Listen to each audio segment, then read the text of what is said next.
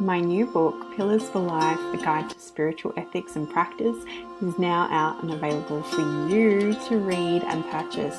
You can check out our website, willowhealing.org, to find a link, or you can find it on Amazon. We look forward to getting your feedback, and if you love it, please leave a review and share with your friends. Now it's time for the show. Welcome to Willow Healing Matters, the podcast. We are so excited to have you joining us on this journey where we explore different ways to empower your soul, whether it's healing in your kitchen or all the way up in the corporate world. Come with us as we look into different ways to heal your mind, body, and soul. Hey everybody, it's Catherine Cristani with another episode of Willow Healing Matters, and today I am with Arlene Cohen Miller. So she is the CEO of Jewel Consultancy, as well as a work-life harmony and leadership coach who brings wealth of training and experience to help women compassionately and wholeheartedly lead themselves and create the life they desire, a life that works and feels right to them. Arlene is a professional certified coach with the International Coaching Federation, an AV-rated Colorado attorney, and a certified meditation facilitator with the Diploma in Transformational Holistic Counseling from Australia. So a big welcome to the show, Arlene.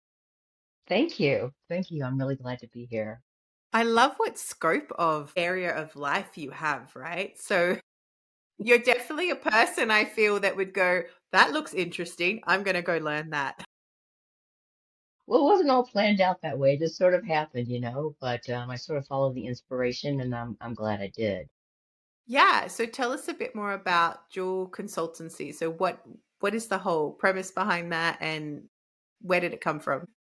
Well, a jewel is like, it's a diamond. So we have different beautiful facets of the diamond. We're all those facets, and the same thing with what I bring to the world, the coaching, the mentoring, the soul readings, the speaking, and the workshops, which are part of speaking. It's all different facets of the same diamond, helping the people to, especially women. I love working with professional women healing from the inside out and being more their best selves and really finding ways to let go of all that stress and negative self-talk and whatever it is, the imposter syndrome stuff that drags women down, and just be more of their best selves in more wholeness. So I guess that's the reason that I started Jewel Consultancy. Which I love, because initially people would be like, "Oh, does she deal with jewelry?" It's like, "Yes, you're the jewel." You are the jewel, the client's the jewel too. We're all the jewel.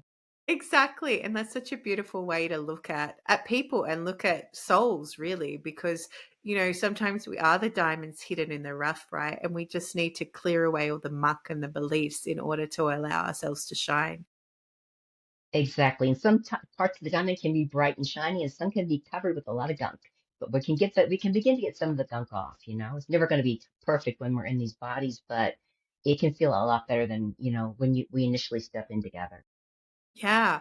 And so from working with women and doing all these beautiful certifications and getting all this beautiful knowledge you have to share, how did that kind of evolve and you work with women now? Well, I love working with women because I graduated from law school, moved from one part of the country, the southern part of the U.S., to the Midwest.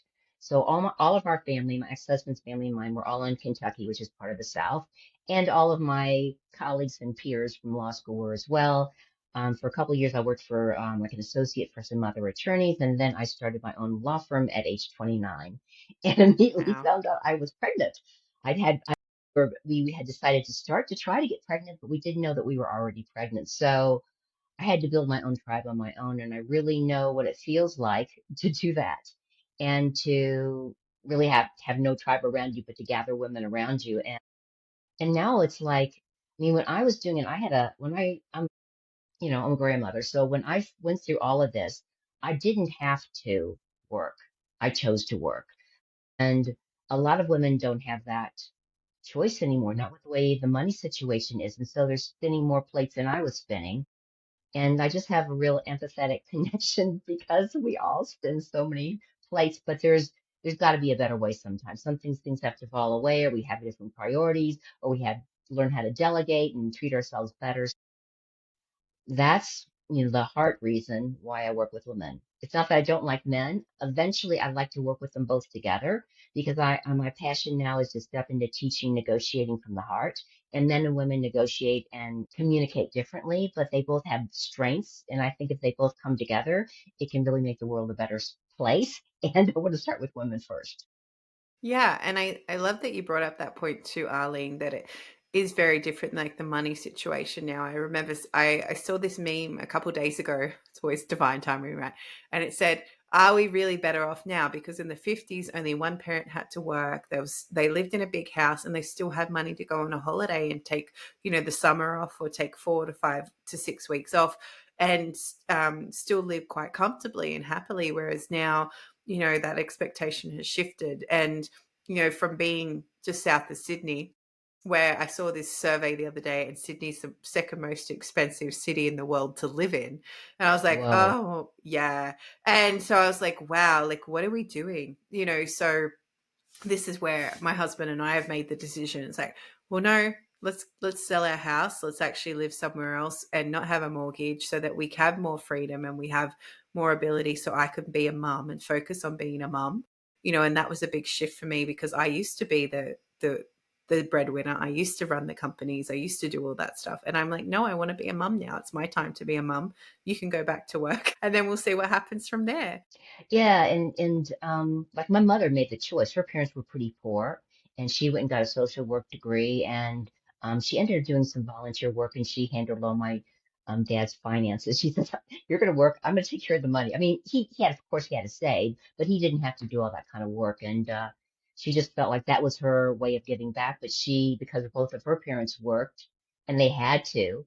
uh, that this was her chance not to. And most of my generation in my middle class communities, the mothers stayed at home. I know. And Yes, very, it's such a shift, right? Because it's almost like we've created such a society that you don't have that shift, that choice anymore, and it can pull at your heart. Like I know for me, it was pulling at my heartstring, especially because I worked with children.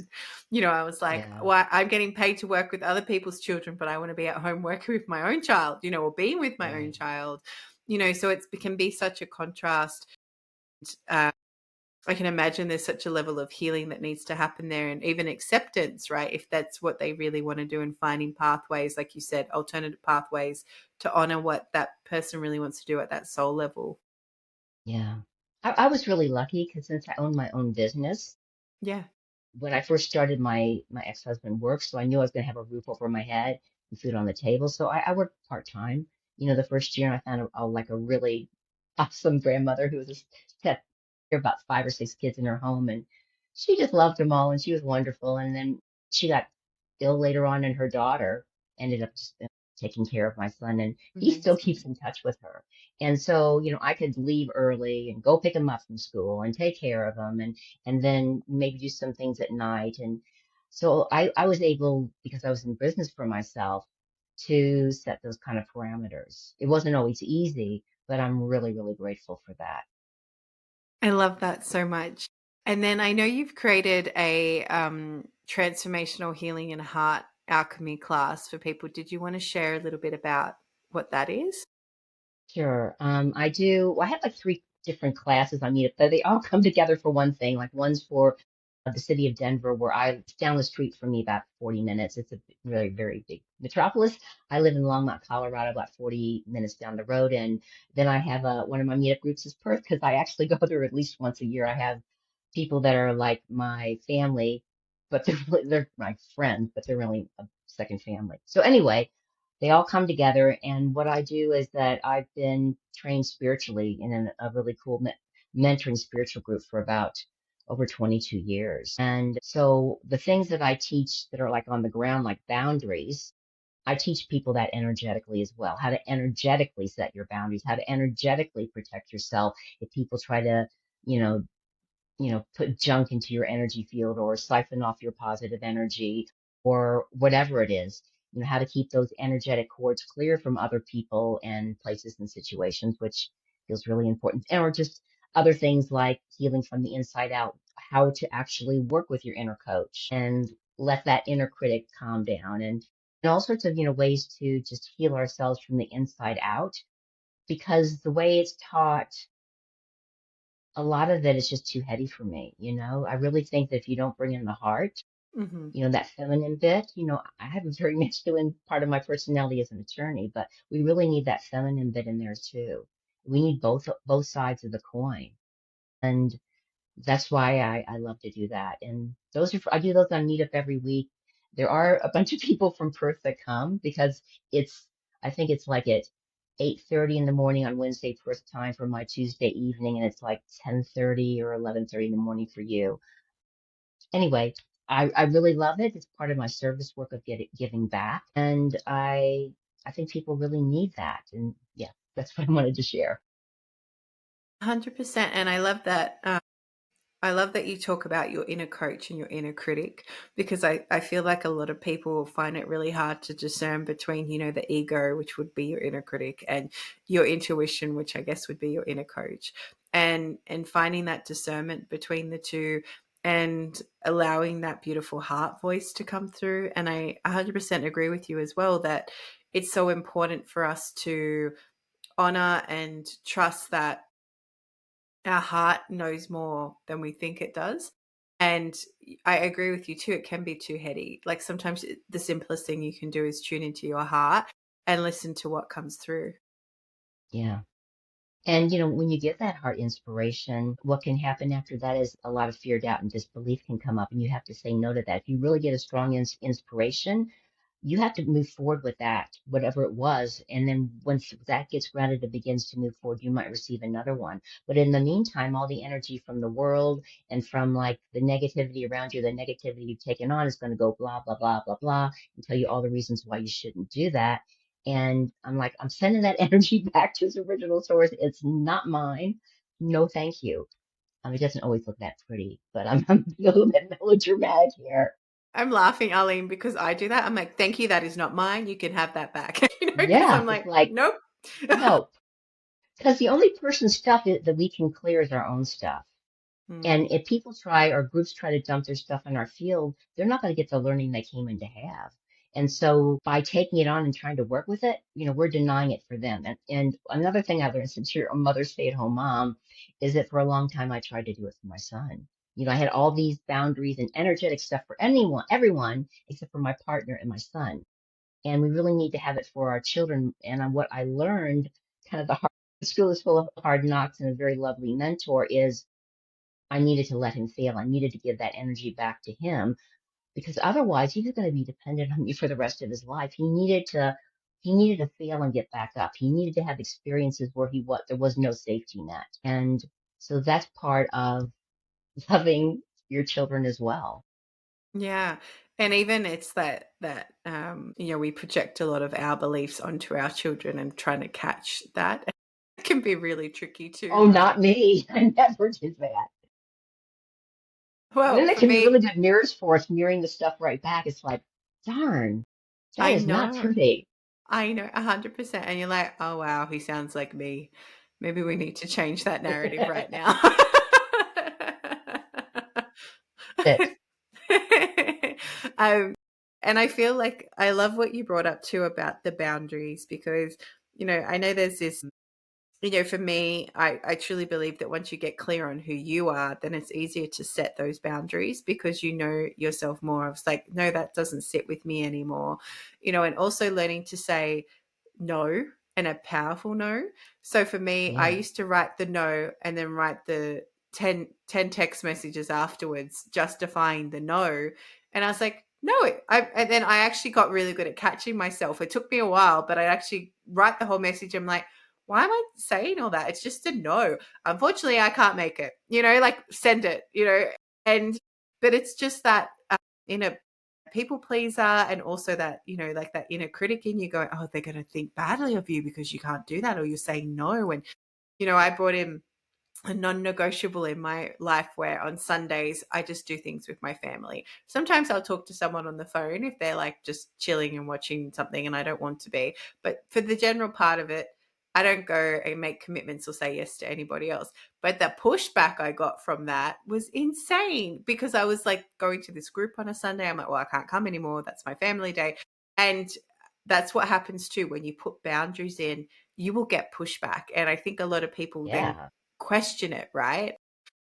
Well, it's really funny. I just did like a 2.5 minute video on that yesterday, and I posted it on LinkedIn because it's like it took me years to learn just to say no, and it's so much fun. I mean, I had a close relative of mine. There's this beautiful diamond here with my father's, and it was in his ring. My parents are both gone, and I put this in this ring, and one of my relatives wanted me to give it to them so they could give it to they could make it into an engagement ring for someone they wanted to get married to. And I just said, no, I'm not giving you this ring. This is a really special ring for me. It's like, wow, that took a lot of nerve to ask that. And this person had the money to buy a ring.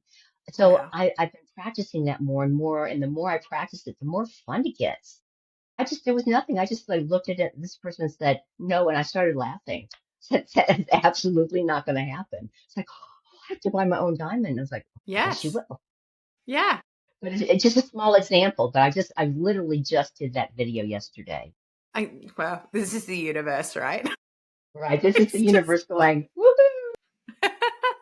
yeah, well, even I have a lot of clients at the moment, and that's the biggest thing. It's like you can say no, and then, I have these beautiful women who are very I work with a lot of women too. Again, I didn't choose to, it's just that's who tends to gravitate toward me. But, I have a lot of these beautiful women, and a lot of their situations can be changed by simply just saying a powerful no and not worrying about what they think. Even one client I have, she made this decision. It was such a powerful decision and it was the right decision for her, but then started all the questioning and the inner critic for the next week or so afterwards and kept going, is it, did I do the right thing? I'm like, what do you feel? And she's like, it's a yes. I said, okay, well, let it go. It doesn't matter. She goes, but they're going to judge me and they're going to work like they're going to. And I said, it doesn't matter what they think. It's your life. You had to make that decision. And then, yeah. And to help her, I just reflected back, okay, well, what's changed since you made this decision? And then she lists all the positive things because it can be really hard when you've been in that people pleasing role or being in that role of saying yes to everything, even when you wanted to say no. It can be really hard to shift and change with that. And yeah, you do get massive pushback. You get shocked relatives because that's what happens, but at the same time, you say no enough and a powerful no, they respect the new you as well. And I want to add something to that as well that I like to share more as a mentor is that when we change, we need to be patient and tolerant with the other people in our lives 100%. because they are not changing. We're the one that's changing. And we want to have these clear, strong, and appropriate boundaries, but we don't have to buy into it, but we have to maybe have some more compassion for them as they're going through their adjustment. And the other thing I like to share is that other people, you said this, but I'm just going to say it concisely, so maybe it'll help some people. Other people's opinions are none of my business. Yes, Full stop. 100%. Yes. Because it's all Yes. judgment. I don't need to take on their judgment, but I am going to be compassionate with them if I'm the one that's changing the rules. Yeah, exactly. And it's like, well, remember I said no to that, or, I know I've learned from my coach where it's like you can have a powerful, deep conversation, which is like a win-win-win situation because so often we just want to win. And that's our like really much our like inner critic going, no, we need to be right, but at the same Right. time, you know, sometimes you need the win-win-win, especially if you're parents or if you're having a thing with a child or, a business partner, whatever it might be. You need to find sometimes a middle ground for both of you. But then at the same time, if they're crossing too many boundaries, maybe there is no win-win-win. Maybe that's where you draw a thicker boundary, if you will, and you move on and go to the next part of your Yeah. life. We're doing a good job of saying the same thing in different ways. I know. I love it. But I really like that you're like, your other people's opinions don't matter because I think that's such an important reminder because it's your life, right? You're the one that has to wake up and live with yourself every day. You don't have to live with their opinion and their beliefs every day. Yeah. I mean, if you're married to someone, they're your partner, yes, there's a give and take and a negotiation, but you still don't want to be a doormat. So there are boundaries.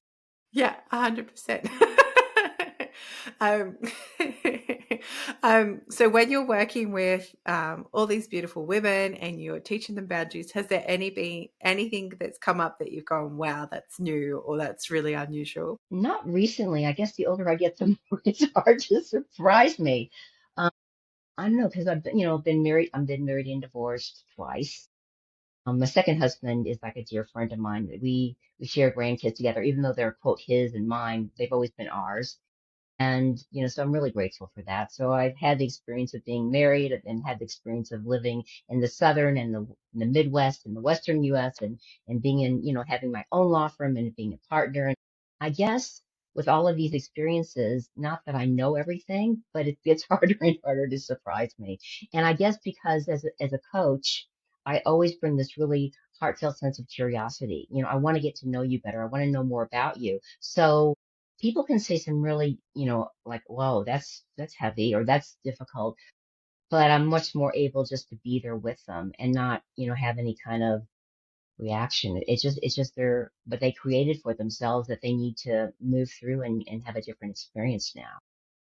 Yeah, and I love that. And it's like you're being the supporter there for them so that they can step out of that victim triangle, right? And then not be stuck as much in the story. And sometimes I find, like you said, the most powerful thing is just to listen and actually to hear them. Yeah, because that's what people don't get. And so when we hold a big space of like, I call it, well, it's called unconditional positive regard in the coaching community. It's unconditional love and it's judgment free. Most people have never had that experience. Their parents, however lovely they were, the love was conditional. I will love you provided you do this and this and this for me. And so if we can provide that kind of space for people, it's transformational, it's cathartic. And that's what I do my best to do, just to be there and let whatever flows. I am trained as a coach from the International Coaching Federation, but I still feel like there's a lot of that beautiful energy that can flow through us as well. Yeah, and so well said, Arlene, because it is. It's about, not being judgmental and holding that space where people can purely be theirs and drop all the masks, right? They can drop all the Right, facades that they put up because that is how they've had to show up in life with right. exactly like you said, with the conditions. Yeah, and we have to be patient with them too, because look how long it took us for us to drop even a couple of our facades. We probably have some more in there as well. So, I don't put any time frame on it, and I'm always surprised when the penny drops and they have a big shift and it's like, whoa, that was interesting. That was pretty cool. That's different. Yeah. And it can be as simple as sometimes just talking out what's going on for you. I know I've done this to my coach. She's like, how are you? And I'm like, I'm okay. Actually, and then I'm like, okay, I figured it out now. Thank you. I just had to get it out. And it can be actually talking it aloud to someone that is holding no judgment over you and holding that space can be enough Yeah. for you to come to your own realization and trust that heart, and what comes up from that inner coach as well. And of course, if you're a coach, you need to coach yourself as well. So we can go a little bit quicker, unless we sort of decide that, you get defensive or something, Yeah, I've learnt just to be like, okay, let's go in like it's funny because the more you do this with yourself, especially, I don't know if you find this, Arlene, but the more you do this, the more you're like, okay, thank you for showing me my blind spot. I'm just going to dive in and see what's going on there right now because you're just so open and you don't want to hold it anymore. You don't want to hold that in your system or your energy field anymore. And you're just like, no, I really want to explore that so I can drop it. That's me anyway, because I'm like, I don't want to keep Yeah. going through that. Yeah. Yeah, because what we do is we choose to suffer, or we can choose like to move through it like you're talking. And sometimes I'm better than that than others. It depends on how like it's like my visual is like there's a stream running over me, and I'm clinging to the rocks in the bottom. I just have to let go to be able to breathe, but I'm clinging on, when I'm not doing that. So yeah, we just have to learn to let go. So, yes, I love that analogy too when you were saying it. I was like, yeah, it does feel like that. Because my message at the moment keeps like when I journal, it's like trust and surrender. And I'm like, how much longer? Yeah, how much longer am I going to be pushed down this stream? Is there some calm water coming up, please? So it's yeah, I love that analogy so much. It's not original from me, but I adopted and like, oh gosh, I so relate to this. Yeah, it definitely, definitely. And Arlene, I always ask the guests that come on the show, if you could heal or change something in the world, what would it be? I guess my vision ultimately on this planet is that men and women walk hand in hand as equals. You know, we embodied here for a reason. All this us versus them stuff, whether it's groups of people or individual people, is really senseless. But maybe it's just a stage we need to go through so that we can let go of stuff and it doesn't have to be that way anymore. But this stuff where we're singing the bad things in other people and making other people wrong, it just seems like such a waste of time. And, you know, I'm not going to always agree with everyone else's opinion or how they live their life. And if someone's really evil, I really don't want them around. I'd rather not even have them on the planet. But, you know, we can learn so much from each other. And even people that I, you know, have very little in common with, there's going to be some basic tenets of humanity that we're going to have, you know, that we have in common. So I guess that's my ideal. Hopefully sometime on this planet it will be embodied. So nothing very hard to do at all. And I think that's such a beautiful thing to remember that, I always say all lives matter. That's what I think. And I wish more people embodied that and just saw everyone as equal. And then I was watching Ted Lasso with my husband, I think, end of last year. And he said this phrase, and I loved it, which is be curious, not judgmental. And I was Ooh, like, I like that. yes. I was like, perfect. Exactly. Ask questions, be curious, and stop judging, because you never know what's going on in that person's life. And sometimes you being kind, even when they're not being kind, can be enough to change their day. Maybe that's the first out, maybe that's the first kindness that they've had that day. And I like to think, but in saying that, sometimes people can be a-holes, and that's okay too, and you don't have to tolerate that, and you can do your big, powerful no. Yeah. Yes.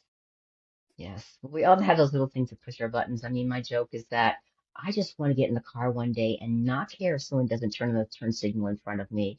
And I know how to do those circles. I know how to drive that on the other side of the road because I visit Australia so much. We have a couple of them in Longmont where I live. Nobody knows how to turn on a turn signal. Oh, the So I have to sit roundabout? there and Oh, wait. yeah. It's a roundabout. So I have to sit Yeah. there because I don't know if they're going to go all the way around in front of me or they're going to go straight because no one was taught that.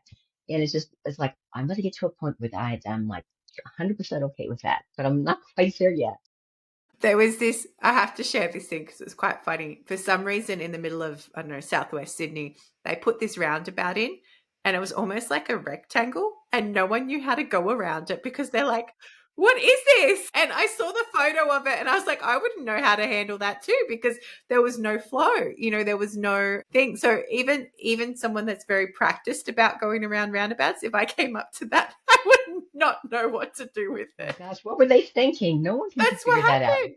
Exactly. And everyone's like, what were you thinking? And no one knew. Like, everyone was just like, I don't know how to like, it was essentially an intersection with the square bit of concrete in the middle, but you had to figure out how to navigate around it. It was very, Oh very my, weird. that would make Yeah. me very nervous driving over there because I like Yeah. to keep everything simple because I really have to focus because I always drive on the other side of the road.